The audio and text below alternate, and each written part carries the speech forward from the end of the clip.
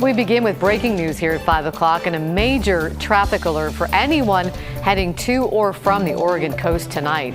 Highway 26 is closed in both directions right now, about 20 miles west of Banks. ODOT says that's because of a crash that spilled fuel across the roadway. It warns the cleanup could take several hours and that there is no local detour available. So you're going to want to choose another route entirely. More details available now at tripcheck.com.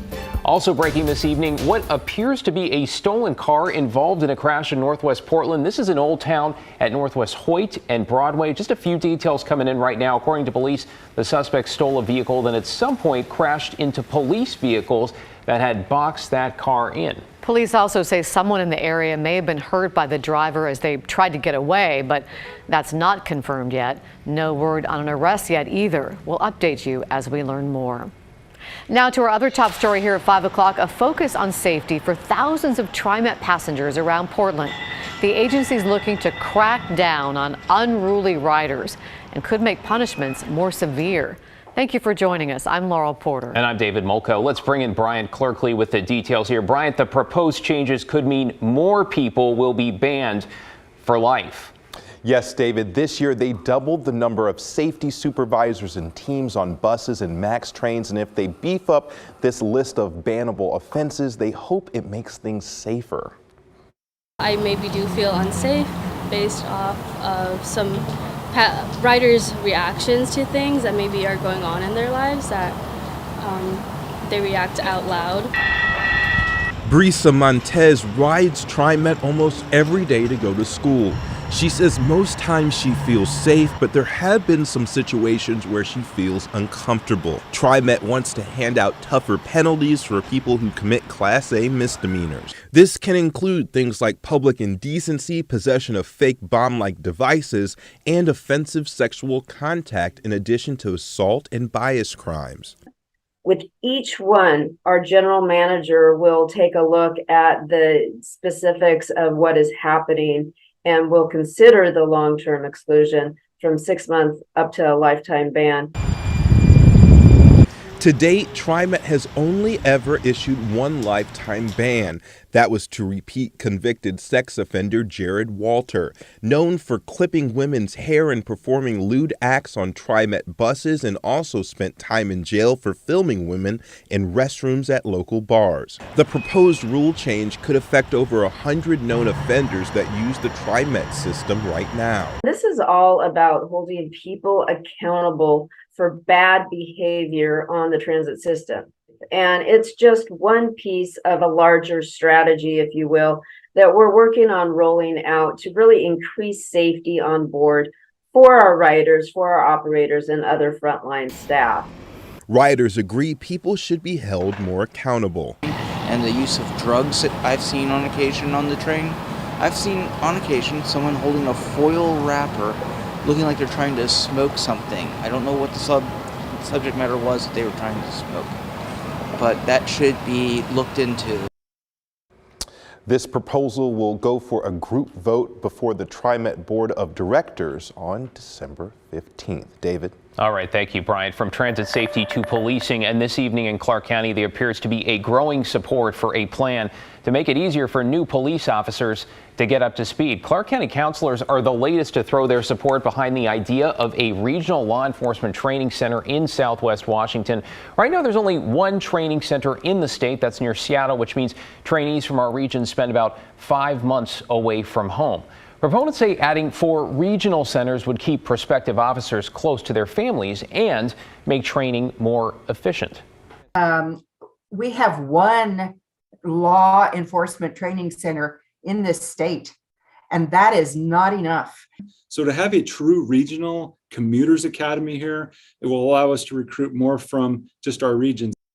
Well, the Washington State Legislature is expected to take up that plan next year.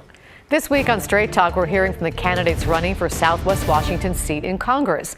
That's the seat held right now by Republican Jamie Herrera Butler.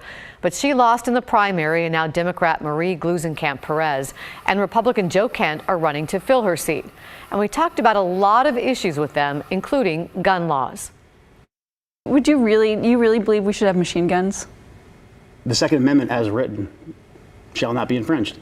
I think that the American people should have the exact same weapons that our military has. The reason why we have a Second Amendment is to keep a tyrannical government off our back.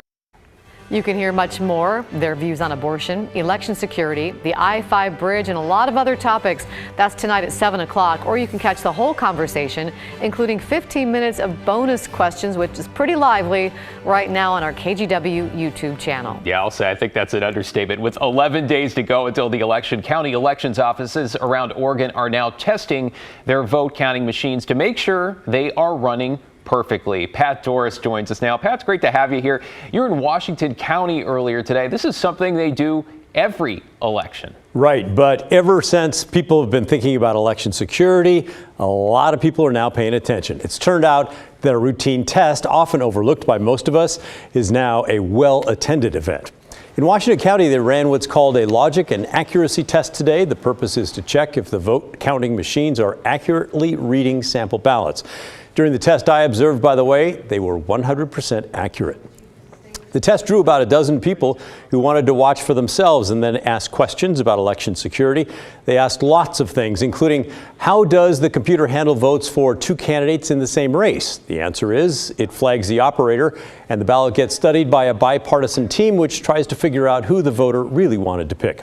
Other questions include, are the vote count machines connected to the internet? The answer, no, they're not connected, not even to update the software. Observers also asked about testing ballots that are flat versus real ballots that, of course, are folded up. Could the machines handle the real ballots? The answer is yes.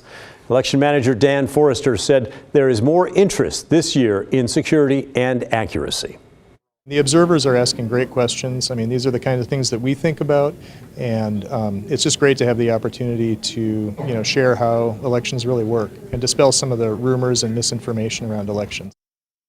By the way, anyone can observe these tests. If you're interested, contact your local county elections office to see if there are any more coming up. There may be next week. Washington County is running its final test before the election next Wednesday at 9 a.m. Back to you. You know what? It's going to be here before we know it. Yeah. Thank you, Pat. And just in time for winter, price hikes are coming for everyone in Oregon that uses Northwest natural gas. Well, almost everybody. Will explain. The company says it is due to higher gas prices amidst global supply issues. The rate hike is going to be spread out over a year. Now, on average, Northwest Natural expects that to work out to an average of $14 a month more. This is on every monthly bill starting November 1st.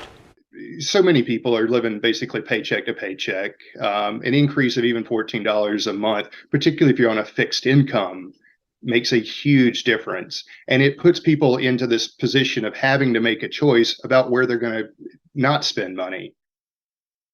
Well, since this comes at a time when heating bills are already typically higher, the company says it is offering this delayed payment program with temporary bill credits. Anyone who might need utility assistance or wants to donate to help others can also head to OregonEnergyFund.org. Also worth noting, the increase is for residential customers only in Oregon, not industrial or commercial customers. On the topic of staying warm right now, Washington County is preparing to help people who are homeless during the cold season.